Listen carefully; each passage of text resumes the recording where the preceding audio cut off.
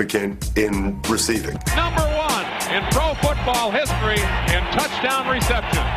And in my mind, he has the best pure hands of any wide receiver in the history of the National Football League. Certainly caught more balls than any wide receiver in the history of the National Football League. A play that if you're a 49er fan, you've seen 100 times over the years. Caught more passes than anybody else, and you got to have hands for that. The number 6 greatest hands of all time, Kellen Winslow. Number 6 for Kellen. I think he should be in top 5. He's a good offensive player, but I wouldn't put Kellen Winslow up there. Who compiled this list?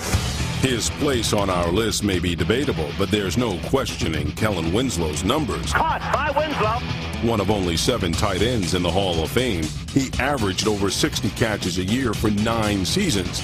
He was voted to 5 Pro Bowls and 3 All-Pro teams. You looked at him, and he just had these gigantic arms. When he'd line up in the slot, and his arms would be hanging down, you say to yourself, this guy can catch a ball that's 12 feet over his head. No matter what you threw over there, he was going to catch it. At 6'5", he's an inviting and talented target. The ball was anywhere close to him. I mean, it was caught. I mean, you and I could complete passes to Kellen Winslow. Kellen Winslow, in my opinion, was the best tight end that's ever played in the National Football League. There have been some really good tight ends before. Mike Ditka, Pete Retzlaff, John Mackey, Jackie Smith. And they were tight ends as we always envisioned tight ends. Kellen Winslow was the beginning of a new breed of player. Probably seen as one of the first, the real athletic tight ends. The way the tight ends are played today, flexing them out, you know, that hybrid, so to speak, that's what he was. Over the middle, he's got his wingman, Winslow, touchdown. We play him as a slot, out as a flanker. We play him, of course, at tight end. And we'll even put him into the backfield if we want to. You know, and I never will forget the game where he caught, it must have been 12, 13 passes in one game. The Epic in Miami, a 1981 playoff game in which Winslow injured nearly every part of his body except his hands. He set a playoff record that day with 13 catches for over 160 yards. He was an example of a player that found himself in the perfect system. I mean, when he went to San Diego. Coryell used the tight end a lot more than other people did, and as offenses began to change, you saw other people doing it. I don't know that Winslow necessarily started anything, but he certainly was a tight end who did some things that people hadn't seen before from that position. Coming up, his hands got him on our list. His body put him in the top 5. You think about Randy Moss and all his skills, we'll take Randy Moss and add muscle to the frame. Before we continue our countdown of the top 10 greatest hands, here's a look at the list so far. Number 10, the mime known as Marvin Harrison. Touchdown, Marvin Harrison. He entertains you and never says a word. Number 9, the grace of a swan. You have to be born a swan. Number 8, the forgotten superstar Sterling Sharp. It's easy to overlook him. Number 7, the world's most famous bricklayer. I guess that's the reason why I'm so able to catch footballs. Touchdown pass to Jerry Rice. Number 6, the prototypical tight end, Kellen Winslow. This guy can catch a ball that's 12 feet over his head. Winslow, touchdown. And now, the number 5 greatest hands of all time, Fred Biletnikoff. Fred Biletnikoff, flanker back from Florida State. He was not really fast. He was not really big, but he always caught the ball, and he made spectacular catches. Holy Toledo! Fred Biletnikoff's remarkable catches during the 60s and 70s made him a superstar and helped him slide into the number 5 spot on our list. Greatest hand. 5th. Throws for Biletnikoff. Touchdown, Raiders! No. 5th. Come on. Throwing to Biletnikoff. Super catch.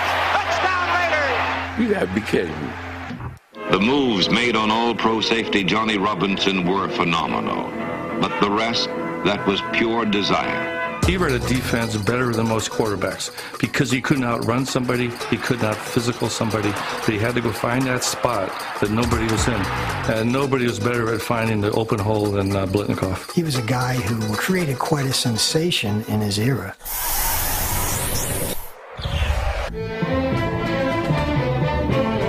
The mystique of the Raiders was born in the 1970s, and it was the hands of Fred Biletnikoff that helped build the Raider Nation. The will to win has been a dominating theme of the Raider organization, and while no player has epitomized that will more than Fred Biletnikoff, I will remember him most because he hated to lose. There are Raiders that are Raiders and Oakland Raiders, and Fred Biletnikoff is the ultimate Oakland Raider. First of all, he had the old school, double bar face mask. Nobody wears that face mask anymore, but he was tough. He had the eye black underneath, and he just epitomized maybe what a real old school, tough wide receiver should play and look like. He throws one for Biletnikoff, a fine catch at the 15. He's creamed at the 46-yard line of the Chiefs. And that's kind of a neat thing to see in this day and age, when most guys are just looking for a paycheck or a handout. There is something to Fred Biletnikoff really believing in the silver and black. Biletnikoff had great hands, but his sticky fingers might be his lasting legacy. My locker was right next to Freddie's. He would take stickum all over the forearms, all over that tape to make it a real sticky surface, and he would put it on the inside of his sock on each side, and that was his supply during the course of a game. When he needed stickum, he reached down and get the stickum off his socks. The equipment manager, Dick Romanski, came up to me and pulled out this jar of stickum. He says, start using some of this, and that's how I got started using it.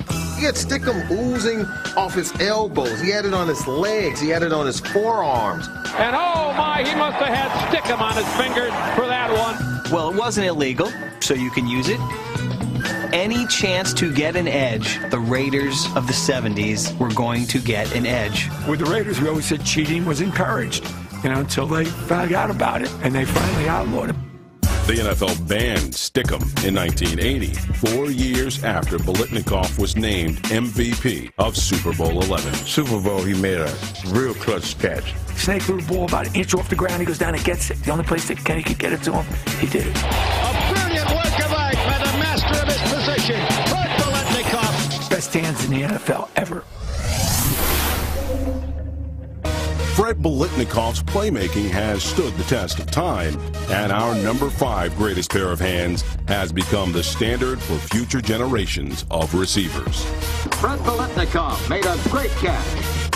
Well, the Biletnikoff Award is given every year for the top receiver in college football. He's the only receiver on your list that has an award named after him for receivers. What does that say?